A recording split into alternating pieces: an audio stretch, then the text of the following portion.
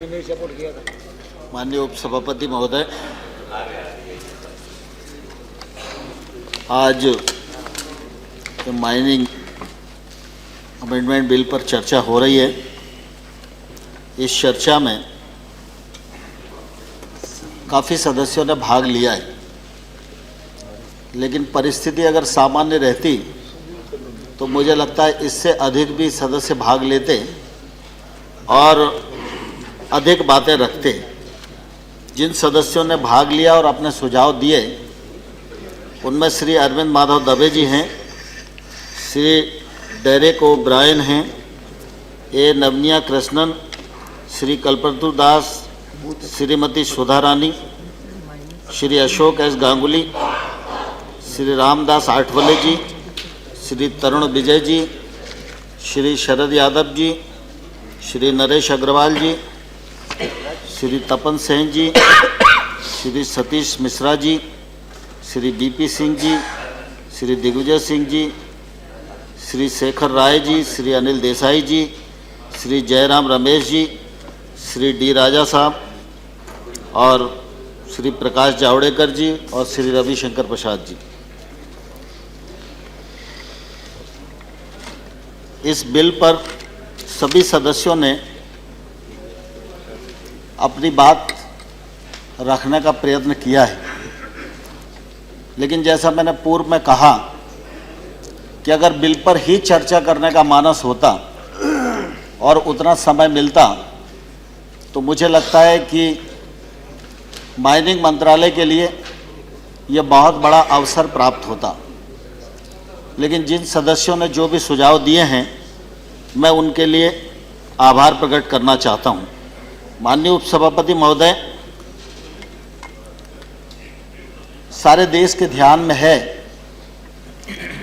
कि यूपीए सरकार के समय 5 वर्षों तक लगातार ये खनन का काम प्रभावित रहा।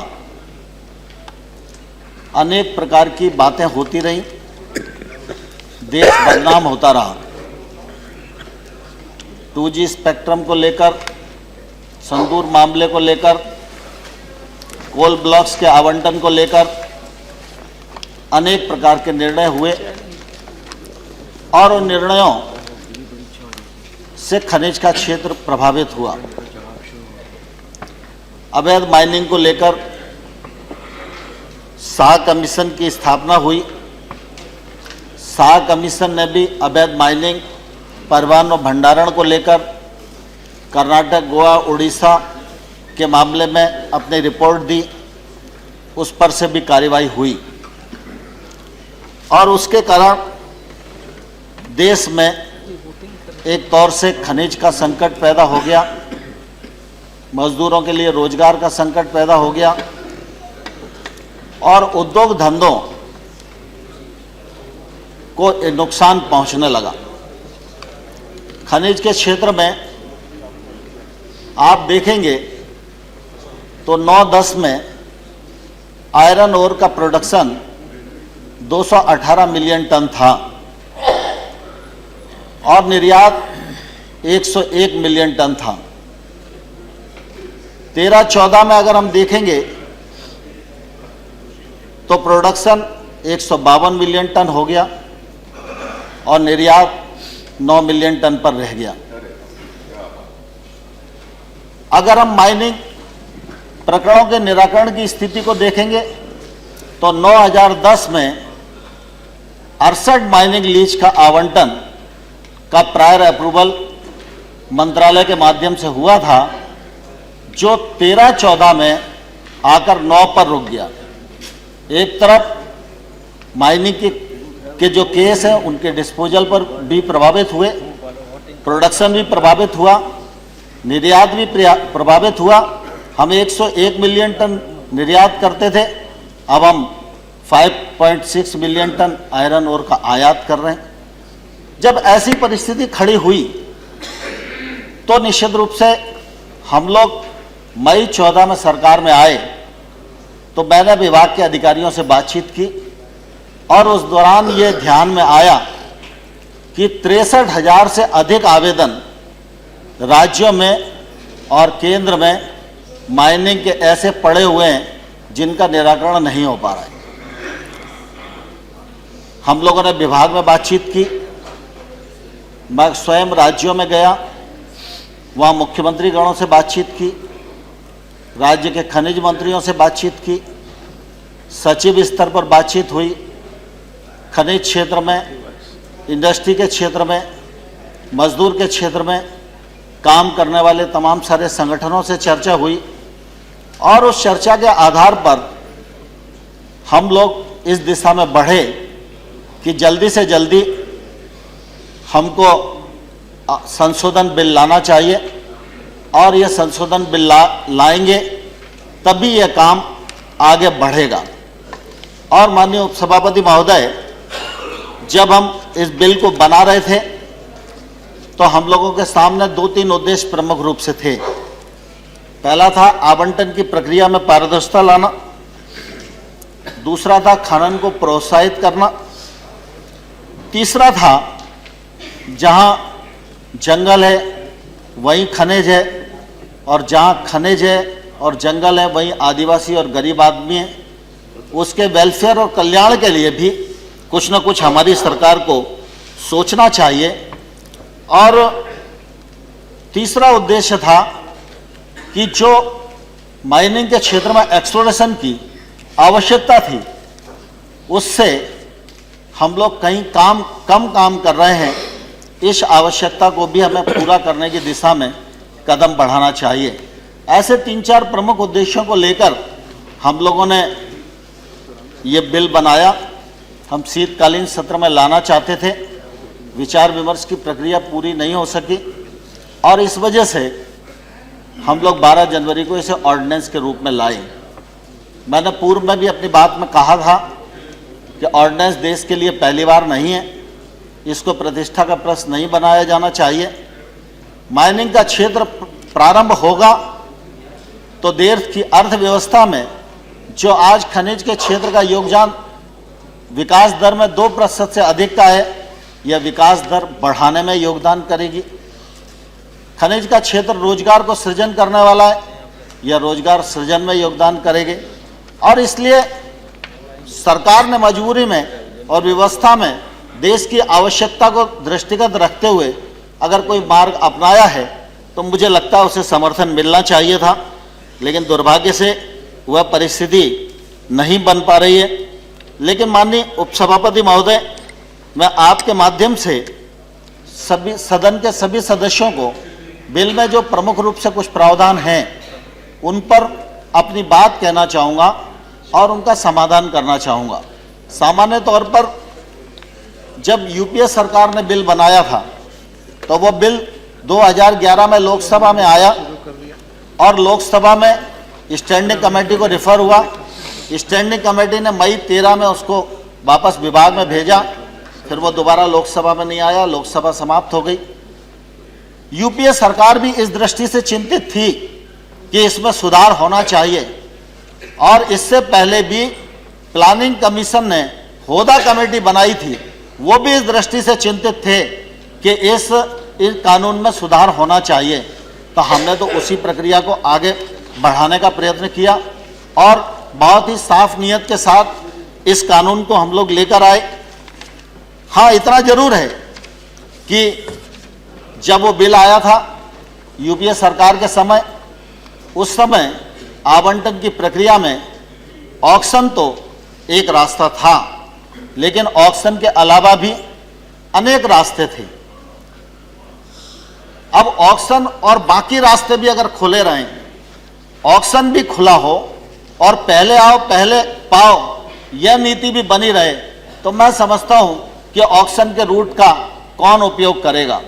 जैसी बात कोल के मामले में कही जाती रही कि कोल के मामले में तो ऑक्शन की प्रक्रिया आप ही ने शुरू करी थी, तत्कालीन प्रधानमंत्री जी ने की वो कल्पना थी, लेकिन अगर नीयत ठीक नहीं थी तो उसका अमल नहीं हो पाया। अगर अमल हो जाता तो जो 2 लाख करोड़ रुपया नरेंद्र मोदी जी की सरकार के समय और पीयूष गोयल जी के कोल मंत्री रहते हुए मिल रहे हैं, वह सरकार को, जनता को और राज्यों को यूपीए के सरकार के समय भी मिल सकते थे। लेकिन आप लोगों ने वो अवसर खो दिया। माननीय उपसभापति महोदय, हम लोगों ने आवंटन की प्रक्रिया में सारे रास्ते बंद कर दिए हैं। एक ही रास्ता खुला हुआ है, वह रास्ता ऑक्शन का है। जो बल्क मिनरल है उसका हम सीधा माइनिंग लीज के लिए ऑक्शन करेंगे, और जो गैर बल्क मिनरल है उसका पीएल कम एमएल के लिए ऑक्शन करेंगे। ऑक्शन में किसी भी प्रकार का समझौता नहीं होगा और किसी भी प्रकार की कोई बार्गेनिंग की स्थिति नहीं बनेगी। ऑक्शन होगा तो जिस प्रकार से कोल के ऑक्शन से 2 लाख करोड़ रुपए मिल रहे हैं, जब यह ऑक्शन की प्रक्रिया प्रारंभ हो जाएगी तो चाहे वो आयरन ओर हो, चाहे मैग्नीज हो, चाहे बॉक्साइड हो, चाहे लाइमस्टोन हो, चाहे अन्य मिनरल हो, जब इनकी नीलामी होगी तो भी इसी प्रकार से राशि आएगी, राज्यों के विकास में लगेगी और गरीबों के उत्थान में लगेगी, और निश्चित रूप से देश की तस्वीर बदलने के लिए वो राशि काम आएगी। माननीय उपसभापति महोदय, जैसा मैंने पूर्व में कहा कि हमारे यहाँ पर जब हम ऑक्शन की तरफ जा रहे हैं तो निश्चित रूप से एक्सप्लोरेशन को हम लोगों को बढ़ाना पड़ेगा। वैसे भी अगर हम देखें तो इन 66 वर्षों में भी इस एक्सप्लोरेशन पर बहुत ज़्यादा काम होना चाहिए था। अगर आज चाइना माइनिंग के क्षेत्र में आगे, कनाडा आगे, ऑस्ट्रेलिया आगे, तो वो इसलिए नहीं है कि वो हमारी तरह धीरे धीरे चल रहे थे। एक्सप्लोरेशन पर उन्होंने प्राथमिकता से ध्यान दिया, उसके कारण निश्चित रूप से उनके यहाँ खनिज की उपलब्धता हुई, फिर उन्होंने उसको वैल्यू एडिट किया, बेचा, और उसके कारण उनकी हालत सुधरी। एक्सप्लोरेशन की जो स्थिति है माननीय उपसभापति महोदय, हमारे भारतवर्ष का जो पूरा भूभाग है वह 32 लाख वर्ग किलोमीटर का है। माइनिंग की जो संभाव्यता दिखाई देती है वो लगभग 8.13 लाख वर्ग किलोमीटर में सामान्य तौर पर दिखाई देता है। आज अगर हम देखेंगे तो जियो फिजिकल मैपिंग इसकी सिर्फ 15% की हुई है, और जो माइनिंग लीज पर काम हो रहा है वो टोटल उपलब्ध जो खनिज 8 लाख दिखाई दे रहा है वर्ग किलोमीटर, उसके 1% पर ही काम हो रहा है। अब आप सोचें कि एक तो 8 लाख वर्ग किलोमीटर में 15% का जियो फिजिकल मैपिंग हम कर पाए, और उसमें भी 1% पर हम माइनिंग कर पा रहे हैं, तो देश में जो प्रगति की बात सोची जा रही है, देश को विकसित राष्ट्रों की अग्र श्रेणी में रखने की बात सोची जा रही है, उस यात्रा को पूरा करने की बात सोची जा रही है, अगर ये रफ्तार रहेगी तो हम कैसे कर पाएंगे। और इसलिए माननीय उपसभापति महोदय, हम लोगों ने यह विचार किया कि एक्सप्लोरेशन की दृष्टि से हम लोगों को काम करना चाहिए, और इसलिए अभी जीएसआई और एमईसीएल ये सरकार के उपक्रम हैं, ये एक्सप्लोरेशन के लिए अधिकृत थे। हम लोगों ने इस बिल में प्रावधान किया है कि एक्सप्लोरेशन के लिए जो हमारे पीएसयूज हैं उनकी हम संख्या बढ़ाएंगे। ऑर्डिनेंस लाने के बाद हमने सेल को, एनएमडीसी को, आरआईएनएल को, केआईएसएल को, इनको नोटिफाइड किया है।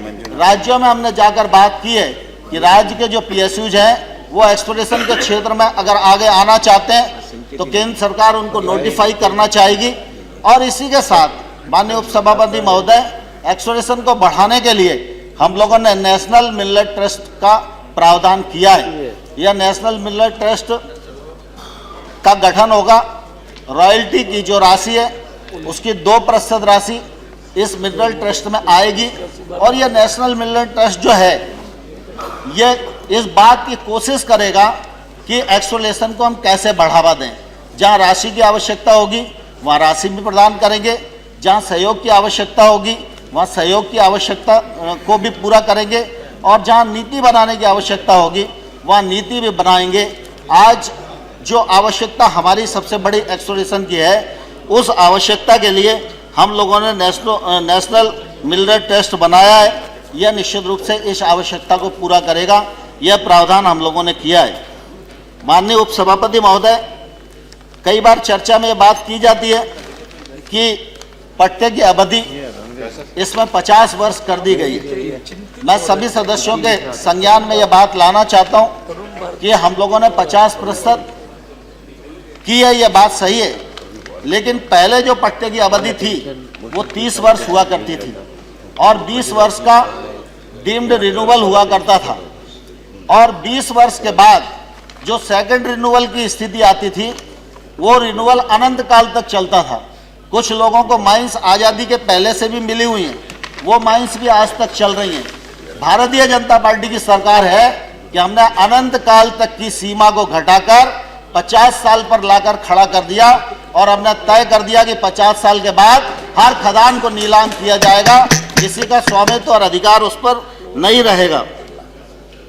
हाँ, यह सच है कि हम यह जरूर चाहते हैं कि माइनिंग का क्षेत्र में निरंतरता बनी रहे, और इसलिए हम लोगों ने यह कोशिश की थी कि ऑर्डिनेंस आने के बाद एकदम खनन के क्षेत्र में प्रोडक्शन घट ना जाए, प्रोडक्शन बंद ना हो जाए। इसलिए हम लोगों ने कैप्टन माइनर को 15 वर्ष और मर्चेंट माइनर को 5 वर्ष की अवधि बढ़ाई थी, जिससे कि इस सारे उद्योग में निरंतरता चलती रहे। हमारे मित्र तपन सिंह जी और डी राजा साहब, राजीव जी, इन लोगों ने भी अपने संशोधन में बात कही है आईबीएम के मामले में। मैं आपको यह बताना चाहता हूं कि माइनिंग प्लान के अप्रूवल का जो प्रावधान हमारे बिल में आईबीएम से अप्रूवल कराने का था, उसको हमने कम नहीं किया है। लेकिन मैं आपको यह जरूर कहना चाहता हूं कि युग परिवर्तन हो रहा है। आज़ादी के 66 वर्ष व्यतीत हो गए, लोकतंत्र भी परिपक्व हो रहा है और लोग अपनी जवाबदारी को महसूस कर रहे हैं। आप सबके ध्यान में आया होगा कि जब प्रधानमंत्री जी ने जन धन योजना की घोषणा की थी तो प्रधानमंत्री जी ने कहा था कि 0 बैलेंस पर अकाउंट खोलेगा, लेकिन 0 बैलेंस पर अकाउंट वाली सुविधा का सब लोगों ने लाभ नहीं उठाया। जिसकी जेब में पैसा नहीं होगा उसने लाभ जरूर उठाया होगा, लेकिन जिसकी जेब में पैसा था उस आदमी ने पैसे जमा किए और 12 करोड़ खातों में 10,000 करोड़ से ज़्यादा की राशि जमा हुई। ये आम नागरिक की जवाबदारी और जवाबदेही का प्रकटीकरण है। और इसलिए माननीय उपसभापति महोदय, हम लोगों ने यह जरूर सुनिश्चित करने की कोशिश की है कि यदि कोई राज्य माइनिंग प्लान को अप्रूव करने की दृष्टि से आईबीएम और केंद्र सरकार दोनों के जो मानदंड बनाए हुए हैं उन मानदंडों के अनुरूप अपनी योजना बना लेती है, वह योजना केंद्र सरकार से अप्रूव करा लेती है। केंद्र सरकार का जो आईबीएम घटक है उसके मानदंडों के अनुरूप होगी आईबीएम और केंद्र सरकार उसे अप्रूव करेगी, तो फिर निश्चित रूप से वो अपने यहाँ माइनिंग कर सकते हैं। लेकिन अभी आईबीएम का माइनिंग अप्रूवल हम लोगों ने समाप्त नहीं किया है। यदि कोई राज्य इस दिशा में आगे बढ़ सकता है, बढ़कर काम कर सकता है, विलंब को समाप्त करने का इच्छुक है और आईबीएम के मानदंडों के अनुरूप काम करने की अगर उसकी क्षमता है, तो मुझे लगता है आज़ादी के 66 वर्षों के बाद कानून में इतनी फ्रीडम किसी राज्य को देने की कोशिश होना चाहिए। हमने सिर्फ उसी नियत से उसका प्रावधान किया है और उसके अलावा कोई दूसरी नियत नहीं है। माननीय उपसभापति महोदय, पहले राज्य से मेजर मिनरल्स की जो फाइल है वो प्रायर अप्रूवल के लिए केंद्र में आया करती थी। हम लोगों ने इस प्रायर अप्रूवल को समाप्त किया है। जब हम यह मानते हैं कि हम ऑक्शन पर जा रहे हैं, तो ऑक्शन होने के बाद फिर केंद्र सरकार पर फाइल आए और केंद्र सरकार में 19 महीने तक उस फाइल की समीक्षा होती रहे, इससे विलंब होगा और देश का नुकसान होगा। हमने तय किया है कि ऑक्शन हो, राज्य सरकार उसकी सारी वैधानिकता का अध्ययन करे और जिसके ऑक्शन में ज़्यादा रकम मिली है उसको वो माइनिंग लीज आवंटित कर दे। ये राज्यों को अधिकार हम लोगों ने देने की कोशिश की है। माननीय उपसभापति महोदय, डीएमएफ की भी बात यहाँ आई है। बहुत सारे सदस्यों ने, बहुत सारे दलों ने डीएमएफ का और बिल के बहुत सारे प्रावधानों का समर्थन भी किया है। डिस्ट्रिक्ट मिनरल फाउंडेशन का इस बिल में प्रावधान हम लोगों ने किया है। मैंने जैसा पूर्व में कहा कि जहाँ जंगल है वहीं खनिज है और जहाँ जंगल और खनिज है वहीं आदिवासी और गरीब है। खनन होता है लेकिन खनन से जो लोग विस्थापित होते हैं उन पर ध्यान नहीं दिया जाता। खनन से जो क्षेत्र प्रभावित होता है उस पर ध्यान नहीं दिया जाता। राज्य सरकारें गरीब क्षेत्र और पिछड़ों के क्षेत्र में प्लान करती हैं, लेकिन राज्य सरकार की अपनी सीमाएं, बढ़ते बढ़ते पैसा आता है तो उस क्षेत्र तक काफ़ी सिमट जाता है। और इसलिए हम लोगों ने यह तय किया है कि खनन बढ़ेगा तो निश्चित रूप से खनन वाले क्षेत्र में व्यक्ति भी प्रभावित होगा और खनन का क्षेत्र भी प्रभावित होगा। खनन के क्षेत्र में जो व्यक्ति प्रभावित हो रहा है, खनन का क्षेत्र प्रभावित हो रहा है, वहाँ व्यक्ति के कल्याण के लिए और क्षेत्र के विकास के लिए यह डिस्ट्रिक्ट मिनरल फाउंडेशन है।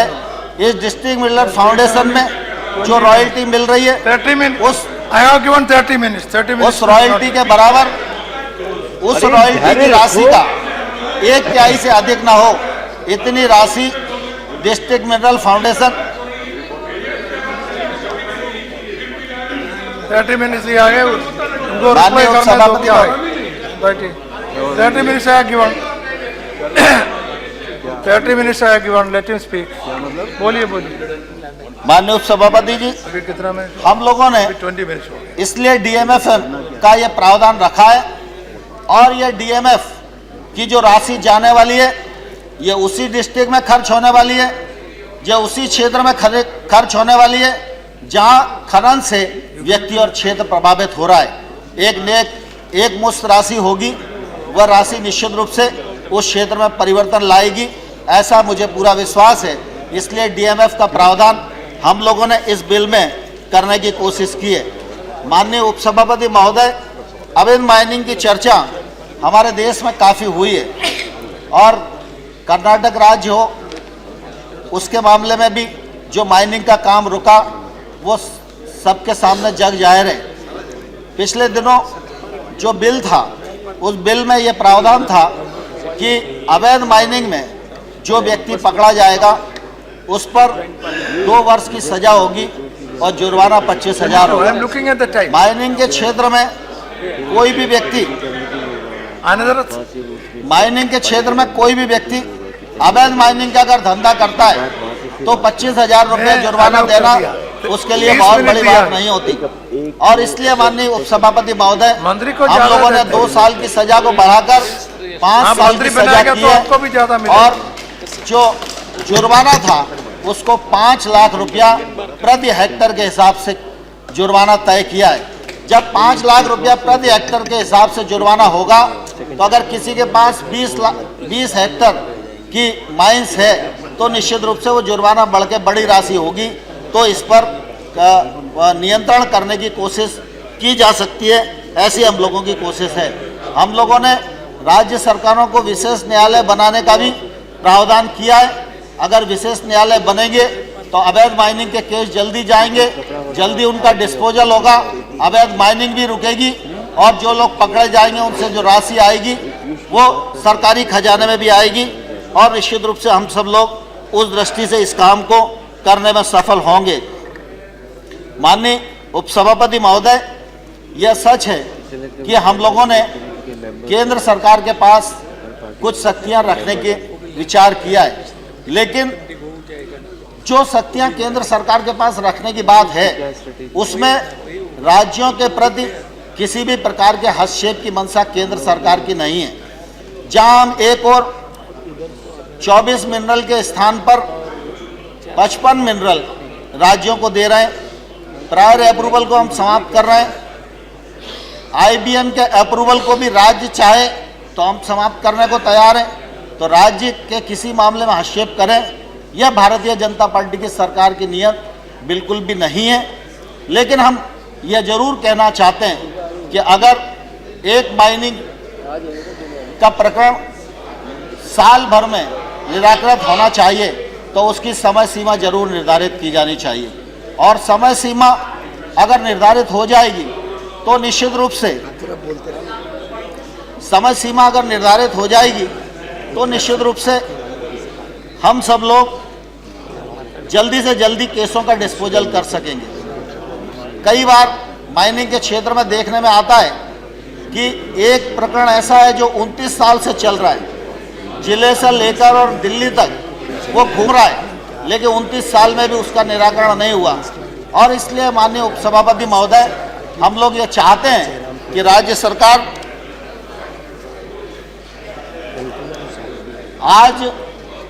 सरकार जल्दी से जल्दी प्रकरणों का निराकरण करे, किसी भी प्रकार का विलंब न हो। और दूसरी माननीय उपसभापति महोदय, यह भी बात मैं आप सबके मध्य निवेदित करना चाहता हूँ। मंत्री साहब 5 मिनट मोर, 5 मिनट में खत्म करना। 15 मिनट और फिनिश। माननीय उपसभापति महोदय, तो रह गया। अरे अपने ही लोग कह रहे हैं उसको पीयूष में आगे जल्दी खत्म करो। अभी चालू है। 5 मिनट। अभी शुरू किया। 5 The मिनट most में खत्म important करना। points are yet to be told.